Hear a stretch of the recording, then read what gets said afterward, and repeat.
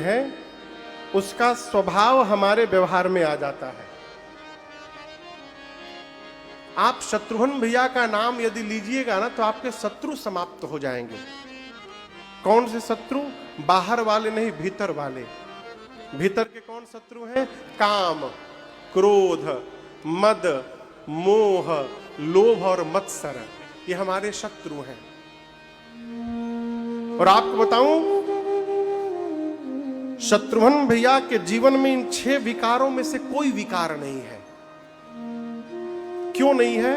क्योंकि शत्रुघ्न जी भरत जी के दास हैं और भरत जी राम जी के दास हैं।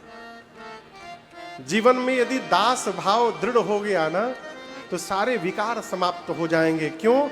दासत्व आने के बाद जीव पूर्ण रूप से अपने स्वामी पर आश्रित हो जाता है। उसकी स्थिति छोटे बच्चे की हो जाती है, छोट लड़का।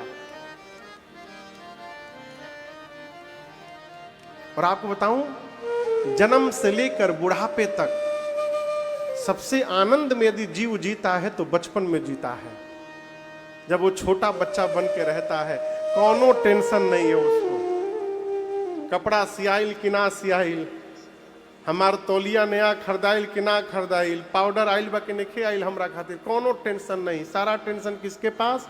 माई के पास। बच्चा आनंद में पड़ा है, भोजन कोई देगा कि नहीं देगा उसको कोई टेंशन नहीं।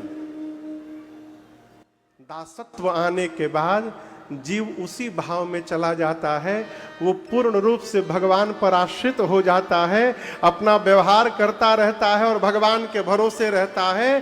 तब जैसे माँ बच्चे का ध्यान रखती है, उस अवस्था में भगवान अपने भक्त का ध्यान रखते हैं। लेकिन वहां तक पहुंचना बड़ा कठिन है, उतना विश्वास हो जाना। शत्रुघ्न भैया का नाम लेते रहिए, ये सारे शत्रु धीरे धीरे समाप्त होंगे। इसलिए गुरुदेव ने कहा आज के बाद इनका नाम शत्रुघ्न होगा। पूरी सभा बोली, बोलिए शत्रुघ्न लाल सरकार की जय।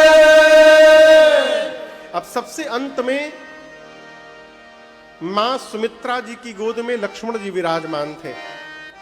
गुरुदेव ने देखकर कहा, महाराज आपके तीसरे पुत्र लक्षण धाम राम प्रिय